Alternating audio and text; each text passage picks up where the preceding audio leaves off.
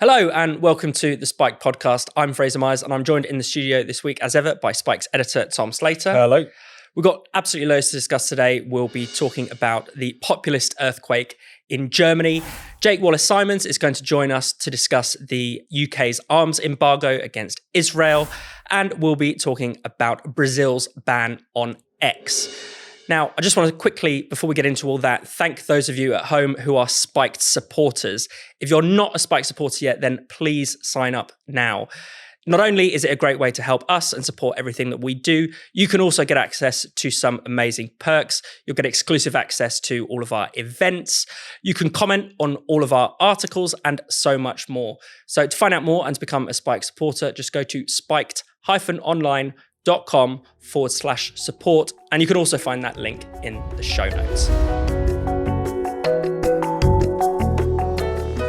So, Germany, huge political earthquake. It's not often we talk about regional elections in Germany, but in Thuringia and Saxony, the AfD have done incredibly well. The AfD came first, a historic election in Thuringia. Tom, what have you made of this? I mean, this has really, shocked the whole world. Absolutely. And it's something which you can really see the German political establishment reeling from. First and foremost, as you say, it's what a rebuke this is to the established parties, particularly the coalition government, which was really knocked back into insignificance, electorally speaking, in this particular vote. I mean, the Social Democrats, the leading party in the government coalition, were basically celebrating just about getting over the 5% threshold in some of these votes. So this is a huge rebuke to them.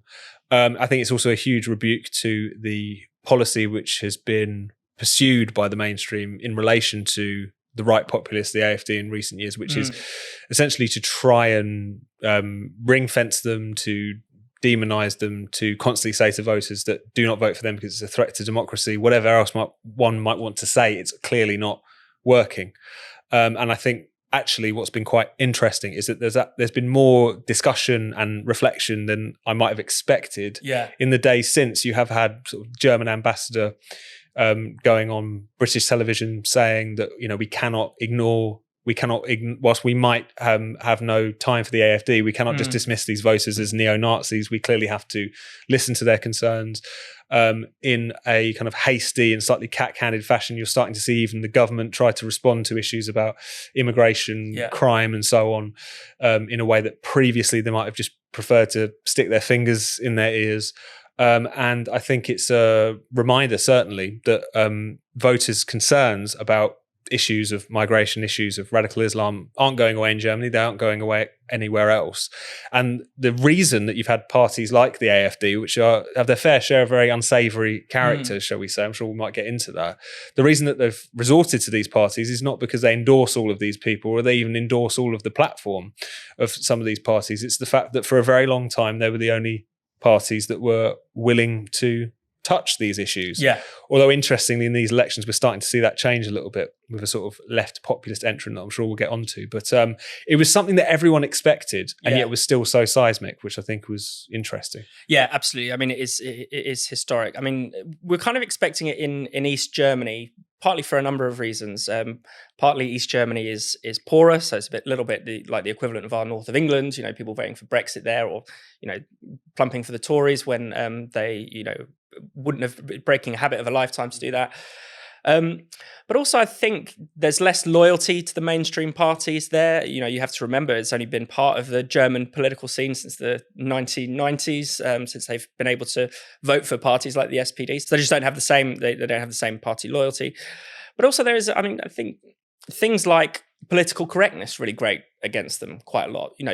They're unnerved by it because it reminds them in a way of the kind of the bad old days, in a sense, of East German censorship or going out in public knowing that you're not allowed to actually express your views on certain issues. And today those issues are very different from what they would have been in the past. But, many people have reasonable concerns about migration. They have reasonable concerns about the green agenda, which is another thing that is fueling. And another way that the East is like the north of England, I suppose. The East of Germany being like the north of England in terms of a kind of deindustrialized old industrial heartland. Yeah, and people can see, in East Germany in particular, they can see industry declining, agriculture declining. That's a big thing for them, but being swapped with solar panels and wind farms, and knowing that isn't bringing that's actually pushing electricity prices up. They're absolutely right to object to this. And when the government, or the governing parties respond by calling them far right or saying that they're climate change deniers or cranks or whatever, it's clearly not working. Mm-hmm. I think the other indication that there's quite a few indications that actually voters haven't simply become far right. One of them is the fact that many of the politicians in the AfD, particularly the most obnoxious ones, are not very popular. So Björn Höcke, who is just he was leading the AfD in Thuringia. He's come top. His party's come top, but he's a really hated politician in the opinion polls, and he's hated because he sort of flirts with Nazi slogans and very unsavory things. But the public doesn't like him. But he failed to win his seat, didn't he? He failed to exactly. He only got through because he was on top of the party because list. Of the proportional system and the party list. So it's not that they are enamored by these, incredible, by some, I don't know, sophisticated or what's the word, charismatic AfD politicians. Far from it. It's just that they are talking about issues that the public care deeply about, and that the establishment aren't prepared to touch. And I suppose the other dimension to that, and the way I think it's become a lot more difficult for the German establishment or the establishment across Europe to ignore these elections, was this new left conservative, left populist entrant. We should probably talk about the Alliance Sarah Wagenknecht, if I'm pronouncing that vaguely correctly, who's a really interesting character, and it's a really interesting party. First of all, because from a standing start, it only was founded at the beginning of this year, and yet had a decent showing at the European elections, and now coming third in both of these two East German states. But also in terms of the kind of offer that is being made there is fascinating. I know you've written about this, which is this combination of a kind of traditional economic left-wing platform. Sarah Wagenknecht was previously a leading figure in Die Linke, the left party, before breaking away. And being a very strong and interesting critic of the turn of left-wing politics towards greenism, towards lifestyle issues, towards hectoring, the tin ear a lot of left-wingers seem to have about issues that the public feel about immigration or Islamist extremism and so on. And it, because of the fact that this is, yes, a platform which is very much skeptical of migration, or at least the way migration has certainly been handled, the lack of integration, even though it is very concerned as well about political correctness, which has that resonance in the East, as you're talking about, and concerns about Islamism. It's clearly not coming from any kind of hard right place, which again has made it very difficult, I suppose, for this upsurge, this populist upset to be just dismissed as this is all just, Germany reverting back to what Germany does in the kind of simplistic and prejudicial caricature, which is sometimes offered up. Of course, the rise of Sarah Wagenknecht hasn't actually stopped anyone from calling her far right, which is fascinating. There was an article in Politico that said, "Is she so far left? She's far right."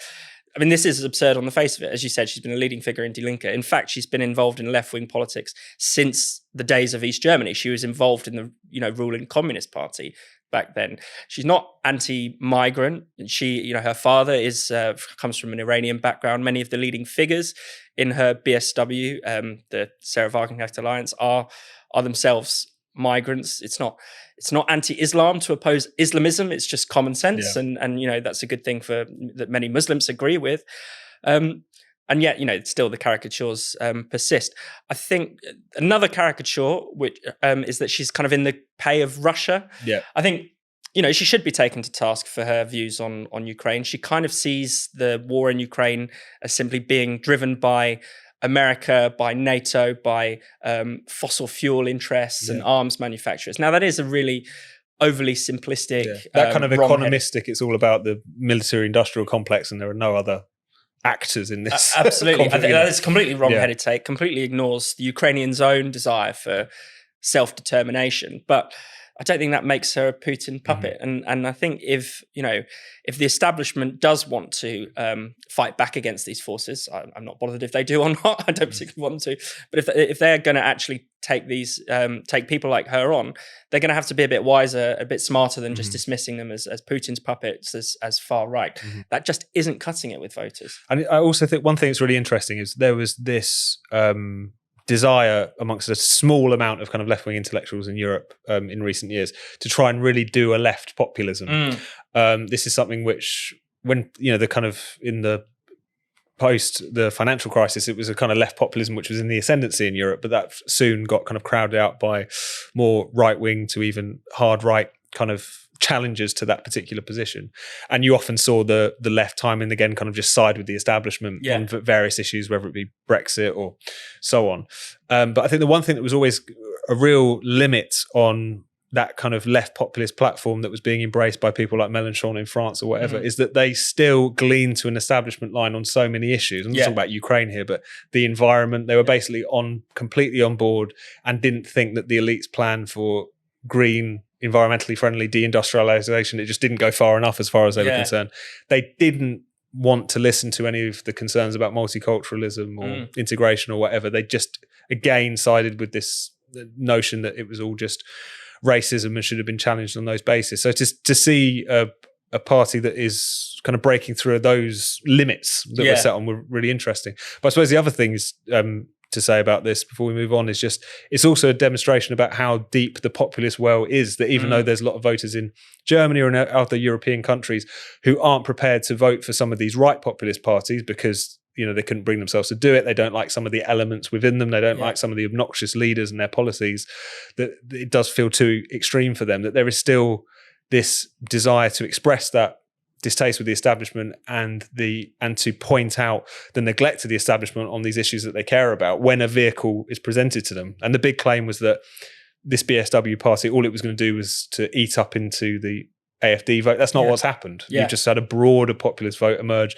and be apportioned between these two parties. So it's just a reminder that there's so much that is to play for, and there is so much that so much public desire out there for a different kind of politics. And whilst for a long time that had been dominated by the populist right, it's a reminder that it's not purely about voters endorsing that kind of platform in all instances. This episode of the Spike podcast is sponsored by ExpressVPN.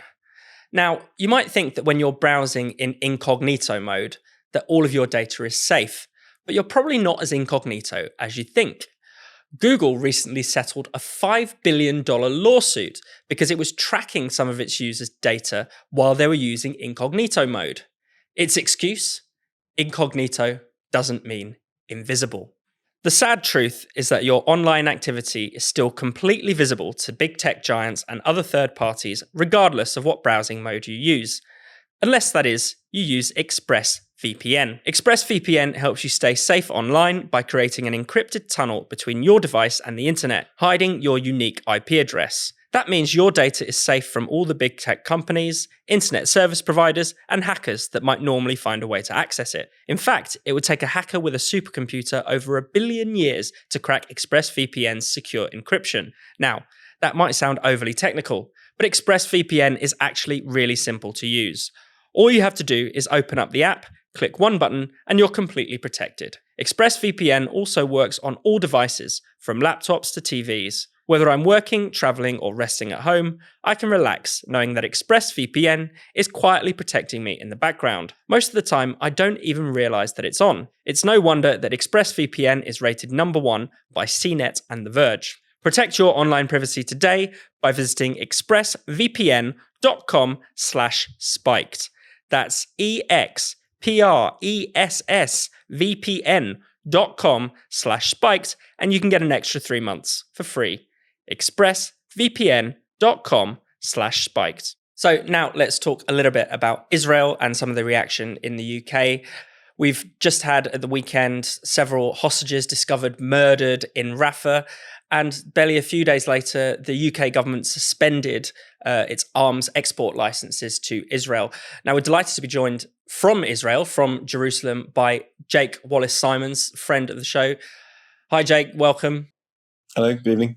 Now, Jake, do you want to tell us a little bit about the reaction in Israel to Labour's announcement this week? Nobody cared. Nobody cared for two reasons. Firstly was the timing of the announcement, which came at the deepest day of anguish for Israel for some time. The funerals of those 6 hostages who were executed underground by Hamas a few days ago.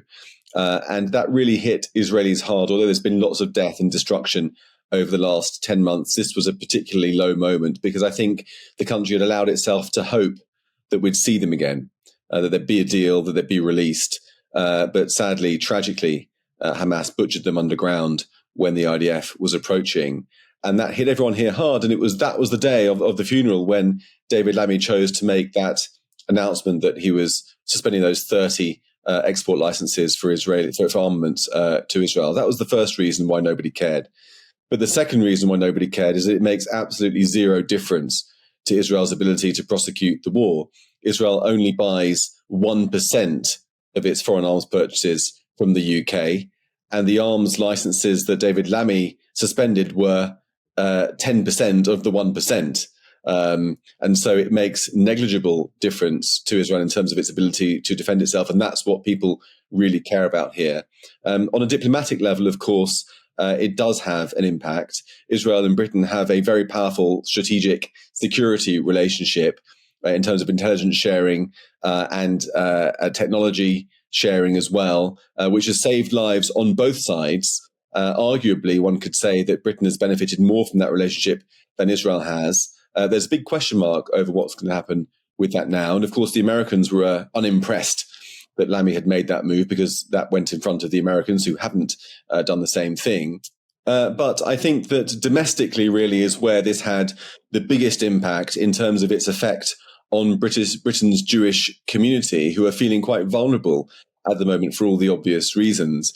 The chief rabbi gave a quite unprecedented statement saying that it beggared belief that David Lammy would not only suspend these arms sales, but do it on that day of mourning in Israel. And there's some concern about the direction of travel that the Labour government is beginning to take with restarting the funding to UNRWA, the UN agency that looks after the Palestinians, regardless of the fact that many of them have been found to have taken part in the October the 7th massacres, and of course supporting that criminal case against Netanyahu and the Defence Minister Yoav Gallant. So these are all signals that the Labour government might be fracturing its support for the Jewish state.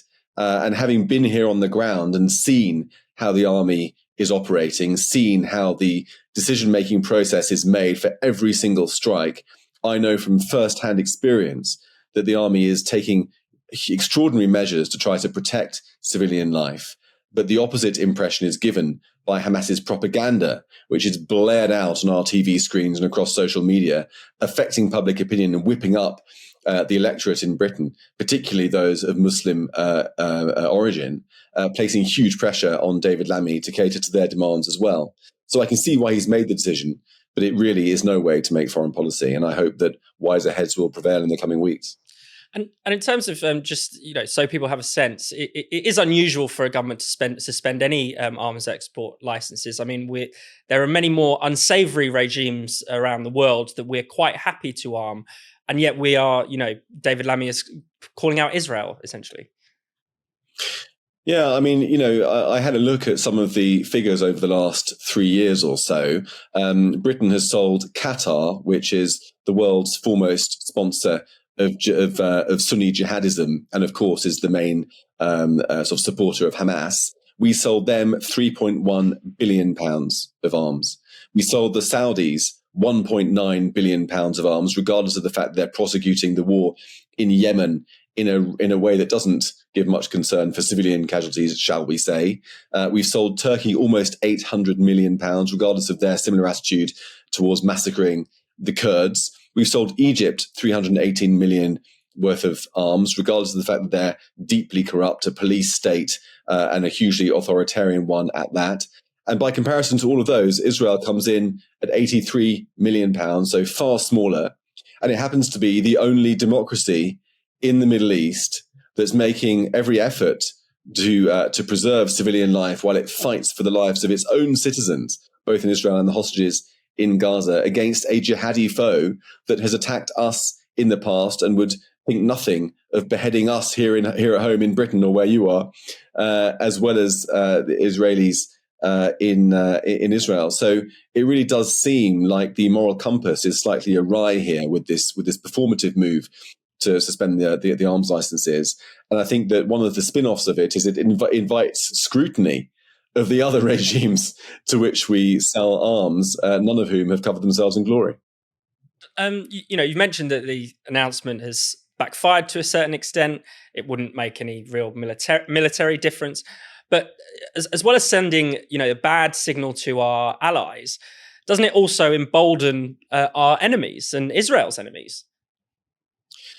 Yeah, exactly. It will add to the encouragement to Hamas that it's on the right track.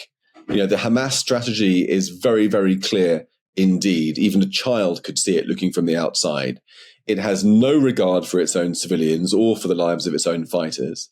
Therefore, it places civilians in harm's way to try to get them killed, to produce the propaganda pictures that we see on our TV screens, to inflame public opinion in the West, bring people out onto the streets, place political pressure on their leaders, which then goes through to Jerusalem, and in an attempt to force Israel to stop the campaign before getting rid of Hamas. It's very clear. I mean, one thing which I would encourage viewers to ask themselves is, when did you last turn on your TV or look at social media and see one single international broadcasting network sharing an image or footage of a dead Hamas fighter or a wounded Hamas fighter? You only ever see dead and wounded civilians. And there's a reason for that. The reason is that Hamas censors all the footage that's allowed to come out of Gaza. And that's merrily pumped out by BBC, CNN, Sky, without informing viewers of this censorship. It's absolutely reprehensible. Viewers at home in Britain and across the West are getting a highly partial image of the war, which doesn't correspond to reality, that's whipping up people's aggression towards Israel and getting them to believe in this Hamas narrative that Israel's carrying out a genocide when it is doing anything but. And it does seem like when it filters through to political decision-making that are hostile to Israel, that encourages Hamas to think, well, this strategy is working. International opinion is turning against Israel. We've just got to keep on going, not give them a deal, and sooner or later, Israel will be forced to stop before we're all dead, and we can get on with planning the next October the 7th. Mm-hmm. Tom, do you want to add anything here? Well, I think just to tack on to what Jake was saying there about the tremendous lack of moral clarity, I guess, from our own government, as well as various Western governments on this. I mean, it's been shown up by this decision by David Lammy, which on the one hand kind of reeks of student politics to a certain extent. It was, it's when every so often, Oxford University Students' Union would, pass a motion condemning the Israeli government as if the Knesset would shake as a consequence. There is an element of that, but at the same time, you're exactly right, Jake, the signal this sends, and you can already see it in the sort of Israelophobic Twitter sphere, the way in which this is already being used to say even this quite middle of the road Labour British government have turned on Israel, we're starting to sour on Israel. Isn't that, grist to our mill? That's already been really clear. And I suppose also the point about the hostages and the brutal killing of those hostages found in a tunnel in Rafah, it has also reminded us of the tremendous lack of moral clarity that the Democratic administration in America have had on this question, because the fact that Kamala Harris, now running to be the president of the United States, was at the forefront and wanted it to be known that she was at the forefront of trying to pull Israel back from going into Rafah, trying to delay that offensive. And yet we now know why Israel was so intent on going into that place, not only because it was a site of operation for Hamas, but also because their hostages were there. So it's been a reminder of the extent to which really grubby domestic political concerns, whether or not the Democrats are going to be able to carry Michigan in November, have got in the way of siding with an ally as it fights a barbaric Islamist foe. I mean, one thing I wanted to ask you about, though, Jake, is there's been a lot of focus in the commentary over here about the domestic response in Israel, not to David Lammy and whatever he's up to, but to the hostages themselves, the protests that we've seen, the strikes that we've seen. Could you give us a bit of a sense of where Israeli public opinion is at the moment in terms of this war, I guess? Yeah, I mean, the the debate at the heart of this is a hugely serious and consequential one, of the like that we don't really get involved with in Britain because we have the luxury of being free from that kind of threat. But basically, it's a choice between getting the deal that would release some of the hostages in exchange for the Israeli military withdrawing from an area of land called the Philadelphia Corridor. And that Philadelphia Corridor is a very narrow strip of land that runs along the Gaza-Egypt border. The IDF are now in there.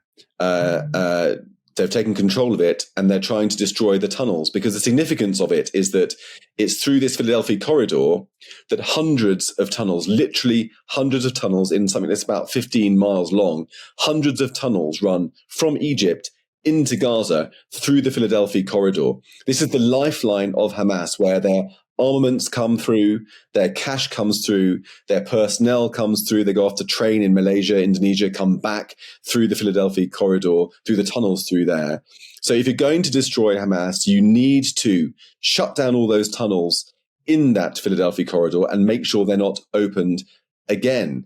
And so the debate really is that if you want to get a deal that returns some of the hostages, Hamas is saying you've got to leave the Philadelphia corridor. You get your hostages back, but then you risk Hamas rearming, resupplying, and coming back with another October the 7th in the future. If you remain in the Philadelphia corridor, then you lose the hostages. So it's an anguished debate here. Netanyahu is in favor of keeping troops in the Philadelphia corridor. Other members of the security establishment and the political realm take the opposite view, that the more important thing is to get hostages out. And the debate around it has become so frenzied, with each side slagging off the other, accusing each other of being Hamas sympathizers or wishing to see the hostages dead. I mean, totally overblown rhetoric, because everyone's so het up about this. And it plays into the political divisions which have opened up in Israel really over the last year or year and a half, since Netanyahu formed his governing coalition with far-right members of that coalition, relying on his political support for extremists, which has caused havoc in Israeli political and civil society. And so those protests that you see are accusing Netanyahu of standing in the way of the hostage deal because he wants to keep his coalition together. So it's all quite complicated and very, very tragic and very painful here right now. Jake, what have you been out in Israel observing? Is there anything you're allowed to tell us? Yeah, I mean, a couple of things. I mean, I think the most sort of relevant thing for the British debate has been that I've seen the process through which the IDF goes to approve every single airstrike that's sent into Gaza. They have a command and control room that makes the decision. They have intelligence coming in showing exactly who they're targeting and how far it is from any civilians. That's signed off by 4 separate people, officers of different ranks. But also, for every single strike, there is a legal expert, an expert in humanitarian law, who weighs up the justification for that strike against any potential harm to the infrastructure and possibly to civilians who stray into the field of fire. And that decision-making process is very tight. I went to see it with some some senior military figures from Britain and the West, including a former deputy commander of NATO, who said to me that it was at least as rigorous as the process that the British Army goes through when we engage in warfare. And this is just really by way of throwing some light on the propaganda, which I mentioned earlier, which is spewed out into the West in order to turn people against our democratic ally and towards the jihadis who are trying to kill them and trying to kill us. You know, that 40,000 figure, 40,000 dead in Gaza is repeated ad nauseum. I saw it repeated by Zara Sultana on the BBC recently. It was repeated in Parliament by one of the Gaza MPs. It's totally misleading because up to half of those deaths are Hamas fighters. Between 17 and 20,000 of them are Hamas combatants.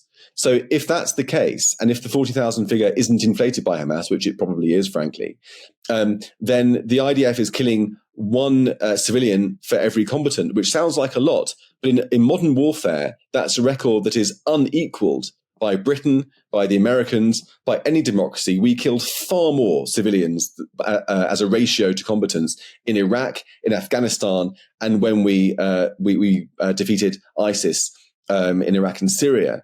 And so Israel is fighting an impossible war against an implacable foe that is putting civilians in harm's way willfully in order to generate propaganda to win hearts and minds in the West for their depraved cause. And it's working because the media are cooperating with that message, not scrutinizing it enough, and pumping it out into millions of sitting rooms around the West. So I've really got an insight into the difference between the perception in the West versus the actual reality on the ground. And that was Jake Wallis Simons in Jerusalem. Now, if you're anything like me, your mornings can often feel incredibly busy and rushed. Fitting in healthy habits can feel like a real challenge. But the good news is, starting off your day right can actually be a lot simpler than you think, especially if you start using AG1. AG1 is a daily nutrition supplement that helps you stay on top of your health. Just one scoop contains 70 high-quality ingredients, all designed to meet your basic nutritional needs. I usually drink AG1 while I'm rushing out the door with my morning coffee. All I do is mix one scoop with water, and in less than a minute, I'm ready to seize the day. That single scoop of AG1 is packed with some incredibly powerful ingredients. Pantothenic acid helps you stay sharp, folate can help reduce fatigue, and B vitamins can help strengthen your heart. The most surprising benefit of AG1, though, is how much it's supported my immune health. The vitamin C and zinc in my morning scoop have not only made my colds and flus milder, but it's also helped me recover from them a lot more quickly. This has had a huge impact on my everyday life. AG1 is also designed by a world-class team of scientists with more than 100 years experience between them. They work hard to make sure that your morning scoop is always improving. That's why AG1 is trusted by Olympians, F1 drivers, and even its founder's dad. So, if you want to replace your multivitamins and more, start with AG1. Try AG1 and get a free 1-year supply of vitamin D and 5 free AG1 travel packs with your first subscription. Just go to drinkag1.com/spiked. That's drinkag1.com/spiked. Check it out. Now, Tom, it really feels like the global war on free speech has stepped up a notch. At the weekend, Brazil banned X from essentially operating in the country, depriving 22 million users of accessing it. What have you made of this? Well, I think, as you say, it's an escalation. I think it probably won't be the last country to at least toy with doing this. It is worth pointing out that in banning X from its territory, it's joining a bit of a rose gallery of countries, Iran, China, North Korea. These are the kinds of countries that it's joining up with. And yet, despite this being such a rash and authoritarian move, particularly when you realise the context for it. So this was because of the fact that X were refusing to comply with various demands that were being placed on it, particularly by its Supreme Court. One of which was that it was demanding that various accounts be taken down, be booted off of X, be suspended. And these accounts just so happened to be ones who were associated, largely speaking, with the right-wing firebrand Jair Bolsonaro. They were, basically asking this platform to engage in kind of political meddling. Yeah. And because of the more free speech policies of the platform, and also because probably not wanting to be drawn into this kind of political controversy, they've now been booted out of that territory. So it's one of those things where what you're basically seeing now is in a way, just a more rash and a more brazen version of what various governments in the West and certainly the EU are spoiling to do, which is to say, you're not clamping down on dissenting speech, however defined. Some of it, I'm sure, generally full of nonsense and unpleasant and reactionary, but that's not the point. The point is that you shouldn't be leaning on social media companies, leaning on Silicon Valley to suppress voices that you find disagreeable. And yet that's precisely what has been happening. I think what was also interesting is that despite how authoritarian this is, and despite the kind of company Brazil is now keeping by banishing X from its territory, was that you still had supposedly liberal voices, certainly across Europe and around the kind of Brussels blob, saying that this was precisely the right decision. And if anything, this is something that we should begin to look at. So the depths of authoritarianism amongst these people, even as they're cheering on an act that would make Kim Jong-un nod in approval, is fascinating. No, it is shocking. And it's worth, pointing out that some of the accounts that X were asked to censor, and we're not just talking about removing posts, we're talking about, permanently suspending people from X, included elected representatives, but representatives of the wrong party. I mean, it's a level of you can understand why Musk pushed back.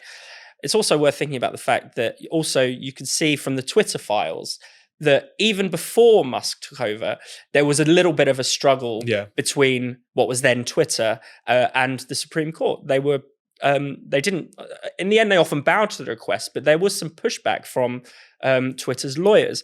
So again, it's not this, a lot of people want to make it out as this Elon Musk has gone rogue.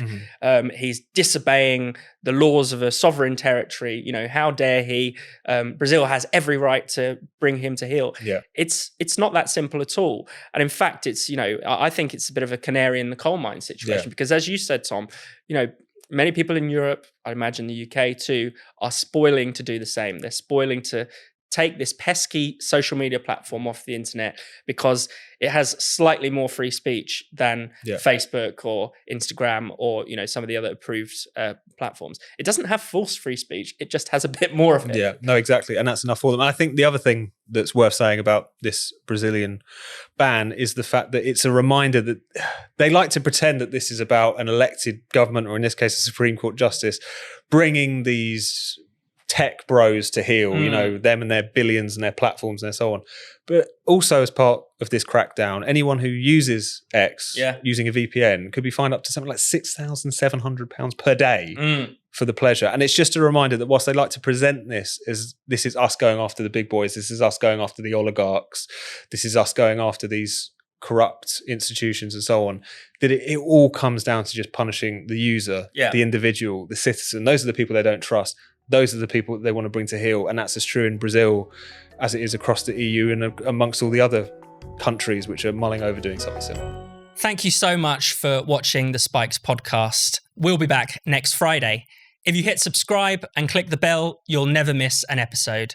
And in the meantime, why not check out all of Spike's other videos and podcasts on this channel? And for more Spiked content, find us at spiked-online.com.